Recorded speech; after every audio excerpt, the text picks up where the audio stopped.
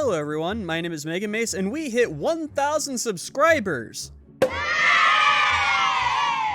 Now, I will admit, I don't know what I'm gonna do for that, so I think I'll stick with what I'm doing for now, and I will ask that you tell me what you think I should do as a special. Comment below and tell me what you think. I also want to apologize that this is coming out a bit late. I had to work an on-call shift for my work, and my recording time turned into work time, and that's no fun. But I made some more time, and here's the fruits of that labor. Enjoy. Our first story is called, She Tried to Hire Me Again, by Sunny KL. EP, entitled Mother. HS, Spawn. Me, just me. So, I was new to the area and should have suspected something right upon move-in. Ian was on my doorstep asking if I babysat. Yep. Turned out, there was a shortage of teenage girls in the area who wanted babysitting money. It was country club territory, and the majority didn't do work. Ian was thrilled to find out I babysat and scheduled herself a date night that weekend. She agreed to my rate, and I was happy to have a customer so quickly in my new town. Briefly, anyway. HS was that kind of kid who liked to pull the wings off insects. I should probably Google him to find his Florida man story. He was beyond unruly. He hurled his dinner at me because I wouldn't give him cookies. He kicked and hit me over my insisting he needed to put on pajamas. He threw an absolute screaming tantrum on the floor when it became his bedtime because he wanted to stay up and play video games. He was an overall nightmare, and it was blindingly obvious he was used to these tactics working. I survived the night, but by the time EM got home, HS hadn't finished having his bedtime tantrum on the living room floor. Tiny me was not capable nor interested in trying to physically force a kicking and hitting kid to do anything. He'd even threatened biting. So there he wailed and pounded the carpet. I figured he'd tucker himself out eventually, or EM can come and deal with what she spawned. He was way too old for that behavior. 8. Well, I learned where he got it. As soon as she got in the door, EM threw a screaming fit at me that HS wasn't in bed. When she got done yelling at me, she refused to pay. I didn't deserve to get paid because I hadn't successfully gotten HS to bed on time. Why had she hired a babysitter if she still had to do all the work? She deserved a break from HS's bedtime antics. I was decidedly unamused by the not paying, but she wouldn't budge. So I took the remote control from her television hostage and went home. Then I told everyone I met what she's done, and unsurprisingly, EM had a history of refusing to pay contractors, house cleaners, and babysitters. Had a lien on her house and everything. Given there were fewer babysitters than babysitting jobs on offer in the area, she hadn't had a lot of luck hiring one again. She did eventually come for a remote and paid up. Then the fool tried to hire me again. Not a chance. Hey, you owe me money, and you're not getting your remote back until you pay me. Oh, but my kid's gonna drive me insane without my remote. What am I ever gonna do? I mean, I can't just go out to the store and just buy another remote like some sort of remote that universally works with other TVs. Wherever would I find that? Seriously though, brilliant. Just brilliant. You abuse this mother's intelligence so bad, and I love it. This story is called Entitled to My Dinner for My Kids by Devies.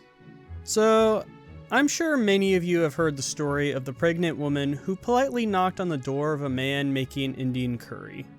In the story, the woman was sweet as can be and had her cravings, and the man kindly gave her some food and she went on her merry way. Not this time. So, I live with my boyfriend in a small flat about 30 minutes away from his ex-girlfriend and his 2 kids. Every once in a while they come over, we cook dinner, eat, watch movies, and the boys play video games. I decided this time I would make a family dish passed down through generations called goulash. It isn't real goulash, it's pasta, sausage, cheese, corn, peas, and more cheese. All baked up. It's delicious. And it smells good. It also takes about an hour and a half to prepare and about an hour to cook. The boys come over and they're all excited for goulash, and we have a nice chat about school while we finish Friday homework. After that, they run off to play some Smash on my Switch, and I'm adding the finishing touches. Then I hear a knock at the door and my boyfriend's neighbor is there. "Hello?" she says almost condescendingly. "I heard your husband's little boys over here."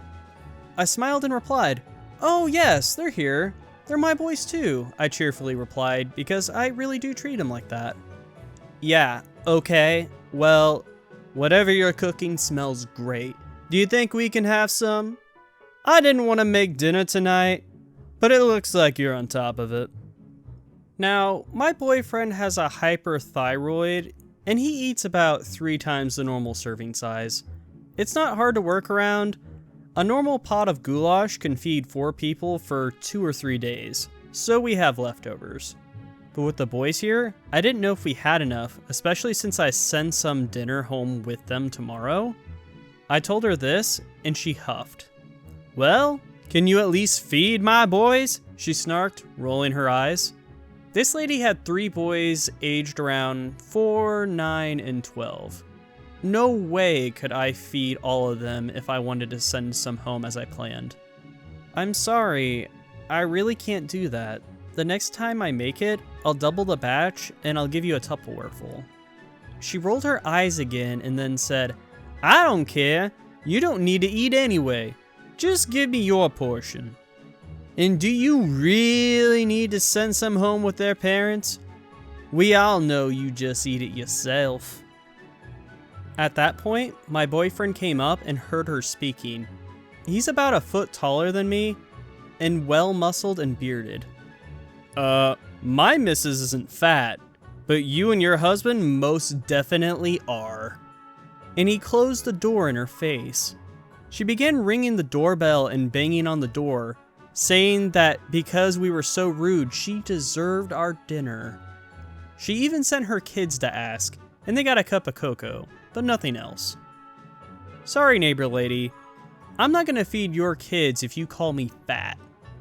She even included the goulash recipe. It seems our OP also learned a valuable lesson from another old saying. And I do believe that saying goes something along the lines of, if you give an entitled mother a goulash, she'll bother you for a lifetime. If you don't give her a goulash, she'll call you fat and send her kids to try to make you feel bad. If you share that story on Reddit, you're most likely going to be asked for your goulash recipe, as it sounds delicious and I will be most likely trying that here in the next couple weeks. It's a really weird proverb, because mostly I wrote it, but don't judge me. Alrighty, and our last story for today is Crazy Entitled Aunt in the Italian Restaurant by Acer1. This happened almost 40 years ago. I'm posting it as a thanks for reading the other stories. This one is more funny and entitled rather than infuriating and entitled. My immediate family was, for the most part, perfectly normal and boring. We're not prone to outbursts and tantrums. It was very calm and quiet. Everyone got along and were pretty happy with our boredom. I tell you that so you understand that I had absolutely no experience at all with people prone to screaming fits. You should also know that I suffer from a case of terminal morbid curiosity. I also don't give a shit. Never did. Never saw the fun in it. This happened when we were visiting for Great Auntie's funeral. I was 12. CA insisted that we go out for dinner at her favorite Italian restaurant. It was just the best. She said so, and she was never wrong. The gimmick here was a little flag of Italy on the table. When you wanted more rolls, you raised the flag. This is important. Flag up, you get rolls. Flag down, no rolls. Remember that. The 6 of us are seated, they take our drink order, and bring the bread basket. The cast has a new member, PU, for my poor, long-suffering uncle, who will one day be made a saint for being married to CA for over 20 years. Some of you commented in my first post that he was an enabler. He wasn't. He was a victim as well. He couldn't leave her without leaving Emily. It started with the drink order. CA. We will be having 5 sweet teas. Dad. I'll have a Coke. Mom. I'll have a Coke. Me. Tea, no sugar. This is a mortal sin in the South. CA. Don't be silly. You can't have tea without sugar. Me. I don't like sugar. CA. That's stupid. Bring her sweet tea. Waitress. Winked at me. Yes, ma'am. PU. I think I'd like a Coke as well. Emily. I'd like a Coke. CA. We drink Pepsi, not Coke. You are having a sweet tea. The waitress brought us our requested drinks. CA was growing agitated. CA likes to control everything and everyone. So she told us what to order for dinner. I'm not going to get into an ethical debate here, but I refuse to eat veal. She demanded we all have the veal. I refused. I knew this was going to set her off, but oh well. I'm not going to eat veal. My parents, after I had explained to them years earlier why I do not eat veal, refused to eat it as well. Did I mention I get my I don't give a shit quality from my parents? Well, they didn't give a shit either. They were perfectly capable of ordering whatever the hell they wanted. So they did. I had lasagna. It was good. My mother's was better. Once we ordered what we wanted, it emboldened PU, and he stepped out of line and ordered something else as well. CA was not having it. CA. You're having the veal! PU. No, I feel like something else tonight. CA. The veal is the best! PU. I still want something else. CA. You won't like it! PU. I'm sure I will. CA. You don't know what you're talking about! PU. I know what I like. CA. Well, you can't have it! PU. Yes, I can. CA. I said no! PU. Well, I'm ordering it. CA. You always get the veal! PU. Because it's your favorite and you make me. I don't even like Italian food. CA. Yes, you do. It's your favorite. PU. I want the lasagna. CA. PU. Order what I tell you to order. PU. No. Lasagna. Emily. I'll have the lasagna too. CA. You can't have that. You are allergic. Emily. No, I'm not. CA. I'm your mother. I know what you can and can't eat. CA to the waitress. Bring her the veal. The whole time this is going on, I'm looking from one to the other like a tennis match. Back and forth, with the pitch of her voice getting higher and more shrill with each sentence. I was fairly certain that when we left, bats would have been summoned. I'm just watching them and eating a dinner roll. The food arrives and everyone got what they wanted, even Emily, much to the fury of CA. Then it happens. PU raises the flag. CU puts it down. PU puts it back up. CA takes it back down. Up and down, up and down. I see the bread guy hovering at the edge of the table, waiting. Flag goes up, and he rushes in to drop off the new basket before it can go back down. CA grabs the basket and throws it at the kid that delivered it. To save time in typing, every time CA speaks, the flag goes down. The rest of the time, it goes up. CA. You don't need any more bread! PU. But I want more. CA. I said no! PU. I am an adult. I can have more bread if I want. CA. No, you can't! PU. Why? Just tell me why I can't have more bread. CA. Because I said so! You're not listening to me! PU. I'm hungry and want more bread. CA. You wouldn't be if you ordered the veal! PU. Yes, I would. I always am, but you never let me have more bread. Tonight, I get more. Me. I want more bread too. CA. No, you had enough! Me. No, I really think I want more. CA. Well, you're wrong. Me. You seem upset. CA. That's because you people aren't listening to me! Me. Yes, we are. We just don't care. We want more bread. Dad. To me, while trying not to laugh at how absurd this is, you're not helping. Me. I think you want more bread too. At this point, the whole place is watching our table and the battle over the flag. I'm fairly sure there were people taking bets to see who would win. In the middle of the confusion, a nice lady sitting at another table nearest Emily tapped her and slipped her their fresh bread basket to her. Emily took a roll and slipped it to me. I took one and slipped it to my father. Then it went to my mother, who, after taking a roll for herself, slipped one onto PU's plate. CA saw it and grabbed for it. PU was faster. He shoved the whole thing into his mouth at once. It was a big roll. The waitress approached the table to check and see if we needed anything else. Xanax was unfortunately not on the menu, and CA demanded she bring the check. Me. I want dessert. Chocolate cake. PU. Sounds great. I'll have some. Emily. Me too. Dad. I'll have apple pie.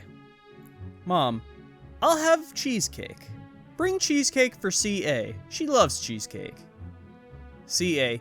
No! We are not having dessert! We are getting the check and leaving! Now! Dad. No, we're not. CA. Well, I'm leaving. You can all walk home. Dad. I drove. It's our car. CA. I know. Give me the keys. Dad. Nope. CA. You have to give me the keys. I live here. You are just visiting. Dad. Yes, I'm just visiting. With my family. In our car. CA. It's my state! Dad. I don't care. It's my car and you can't have it.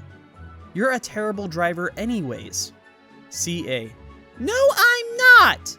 Dad. You drive the wrong way on the freeway. CA. No, I don't! It's the other cars going the wrong way! Dad. You get lost in your own neighborhood. CA. Not always. Dad. You are not driving my car. CA. Yes, I am! Dad. No, you aren't. That, ladies and gentlemen, continued while we ate dessert, paid the check my father was buying, as we walked to the car, and for the entire trip to their house. My father drove. We dropped them off and went back to our hotel room. Dad. Has your sister always been this crazy? Mom. No. It started when she was about 3. Dad. What happened? Mom. She started speaking in complete sentences.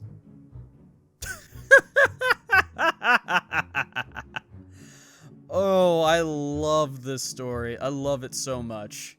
Like, I don't... How can someone be this entitled and delusional? I mean, I don't want to make any sort of assumptions, but she's just insane. Like, trying to tell people what you can and can't have, trying to take someone else's property, it's insane. And now all I can imagine is this fight where this flag is just going up and down, and this poor bread guy is just like, I don't know. Do they want the bread? I can't figure it out. Or maybe this bread guy's actually really into this. It's just this messed up game of red light, green light. He is sprinting towards this table as fast as he can when he sees the flag up, and he's just like, I got this! I will not let this crazy lady stop me from delivering my dinner rolls! Crashes into the table, explodes, directed by Michael Bay. I do want to thank you all for giving me a chance to entertain you all. Like I said, I want to know what you guys think I should do for a special. That includes a half-an-hour special on whatever subreddit you think should be worthy of a half-an-hour special, or maybe a top post of a certain subreddit. If you can think of something better, please let me know. Also, thank you to our authors for letting me read your stories. You can find their profiles and stories linked down in the description. Thank you all for watching, and I wish you all a wonderful day.